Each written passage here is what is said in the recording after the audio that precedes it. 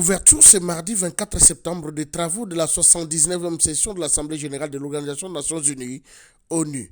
Le premier vice-président de l'Assemblée nationale, le professeur Isaac Jean-Claude Tshilombo Moussaou, qui séjourne au siège de cette Organisation des Nations Unies aux États-Unis, conduit une délégation de 9 députés nationaux qui accompagnent le chef de l'État Félix-Antoine Tshisekedi Tshilombo à ses assises des chefs d'État et de gouvernement. Ces travaux placés sous le thème « Ne laissez personne de côté ».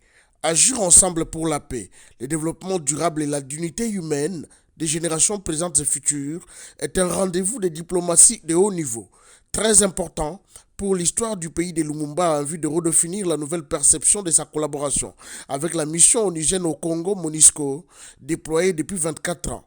Les sempiternels problèmes de l'insécurité dans l'est du pays, où d'énormes efforts sont consentis pour la restauration de l'intégrité territoriale de sa partie occupée par la rébellion M23 AFC, appuyée par le Rwanda.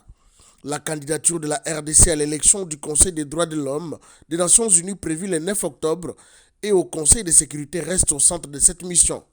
Bien avant, le professeur Isaac Jean-Claude Tshilombo, qui ne cesse de porter haut la voix de la RDC au nom du bureau de la Chambre basse dans les rencontres parlementaires régionales et internationales, a piloté à Washington DC une importante mission de lobbying auprès du Parlement et au service américain en vue de redéfinir le cadre de coopération qui facilite la fin définitive de la guerre dans l'est du pays. Par ailleurs, il a clairement expliqué par la voix des députés nationaux, membres du groupe d'amitié RDC-USA, la nécessité de bien définir la coopération bilatérale entre les deux pays basée sur le partenariat gagnant-gagnant, profitable à tous.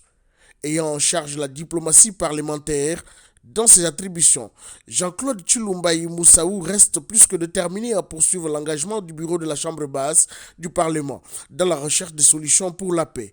Une lutte sans merci que mène le président de la République, Félix-Antoine Tshisekedi Tshilombo. Les députés nationaux qui sont venus dans cette mission bien avant, une semaine avant, ont toqué à toutes les portes importantes afin de trouver la solution. Et cette mission, cette lutte pourra être renforcée par ce plaidoyer que mènera le président de la République du sommet des Nations Unies.